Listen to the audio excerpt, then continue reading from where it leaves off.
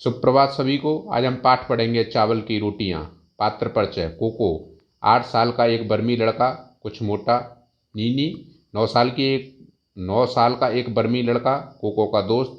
तिनसु 8 साल का बर्मी लड़का, कोको का दोस्त। मिमी 7 साल की बर्मी लड़की, कोको की दोस्त। ओबातुन जनता की दुकान का प्रबंधक। इसका अभिनय कोई लंबे कद का लड़का नकली मूछें और चश्मा लगाकर कर सकता है। एक सादा कमरा, दीवारों पर बांस की चटाइयाँ, एक दीवार के सहारे रखी अलमारी, अलमारी के ऊपर एक रेडियो, चाय की केतली, कुछ कप और खाली गुलाबी फूलदान रखा है। कमरे के बीच फर्श पर एक चटाई बिछी है जिसके ऊपर कम ऊंचाई वाली गोल मेज रखी है। 2 दरवाजे, एक दरवाज़ा पीछे की ओर खुलता है और दूसरा एक किनारे की ओर। पंछियों के चहचहाने के साथ साथ पर्दा उठता है। दूर कहीं मुर्गा बांग देता है, कुत्ता भौंकता है, कहीं प्रार्थना की घंटियां बजती हैं। कोको आता है, जमाई लेकर अपने को सीधा करता है। कोको, माता पिता धान लगाने खेतों में चले गए हैं। जब तक माँ खाना बनाने के लिए लौट कर नहीं आती, मुझे घर की देखभाल करनी है। ऊँ ऊँ ऊँ। देखता हूँ माँ ने नाश्ते में मेरे लिए क्या बनाकर रखा है।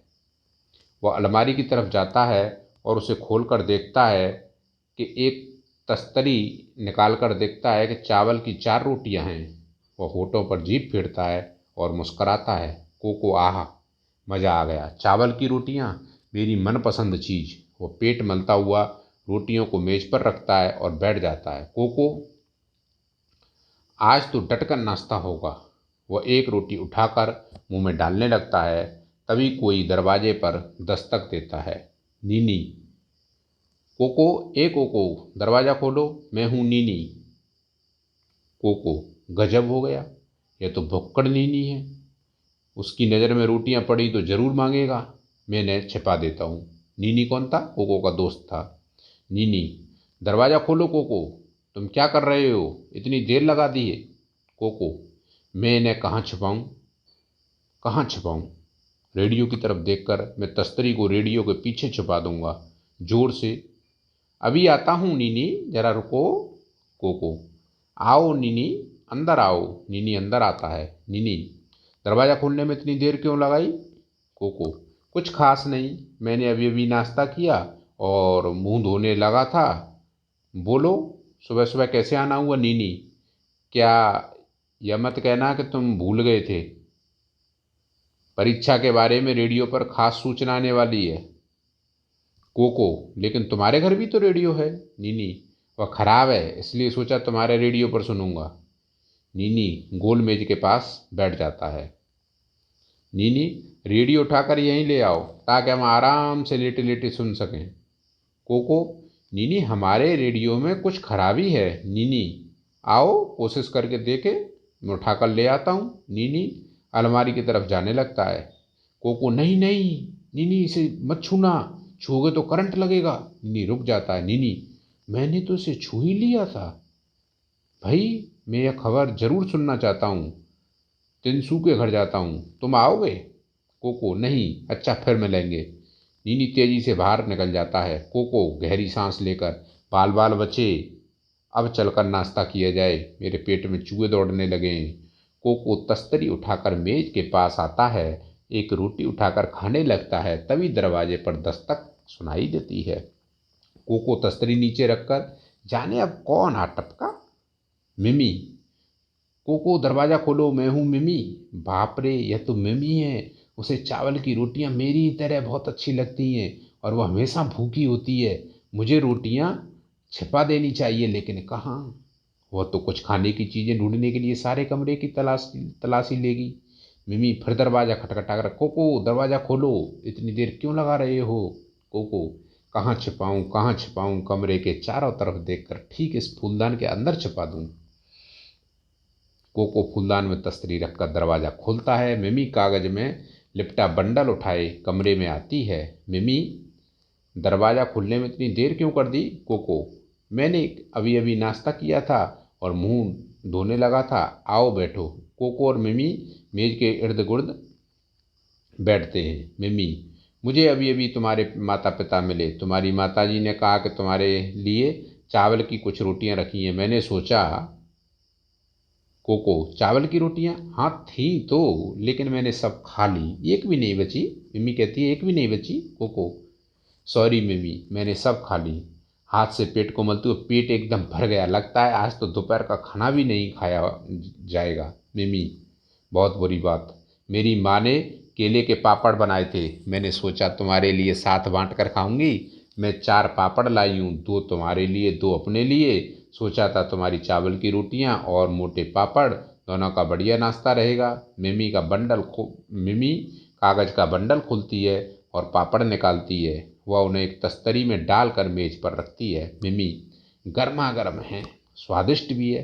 तुम्हारी भी क्या बदकिस्मती है कि तुम्हारा पेट बिल्कुल भरा हुआ है और तुम कुछ भी नहीं खा सकते। कोको, पापड़ देखकर होठों पर जीभ फेर कर, स्वगत, मैंने बड़ी गलती की जो उसे बताया कि मेरा पेट भरा हुआ है, लेकिन मैं समझता हूँ कि वह चारों पापड़ तो खा नहीं सकती, शायद 2 मेरे लिए छोड़ जाए। मिमी, एक पापड़ उठाकर, क्या इन्हें निगलने के लिए चाय है? कोको, हाँ हाँ, अलमारी पर है, मैं ले आता हूँ।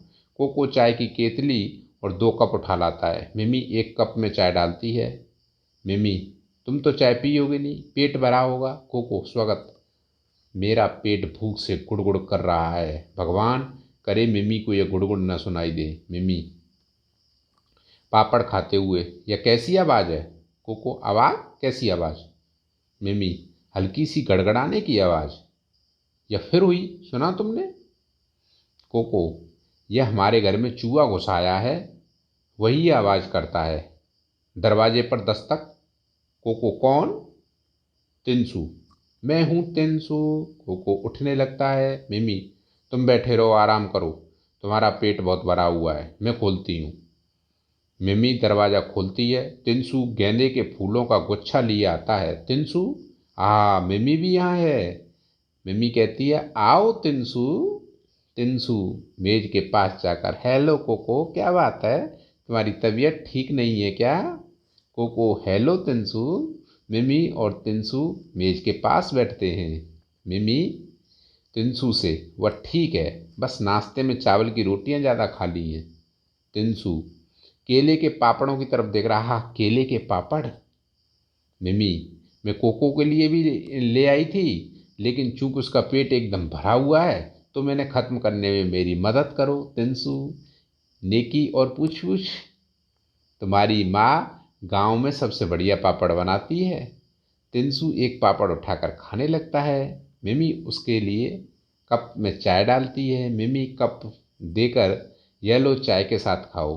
तिनसु चाय की चुस्की लेकर होठों पर जीभ फिराकर, बहुत बढ़िया चाय है, मेरी खुशकिस्मती जो इस वक्त यहाँ आया। कोको, स्वागत, तुम्हारी खुशकिस्मती और मेरी बदकिस्मती। मिमी और तिनसु एक एक पापड़ खा लेते हैं और मिमी दूसरा उठाती है। मिमी, यह लो तिनसु, एक और खाओ। तिनसु, नहीं, मेरे लिए तो एक ही काफ़ी है। मिमी, आधा तो ले लो, दूसरा आधा मैं खा लूँगी।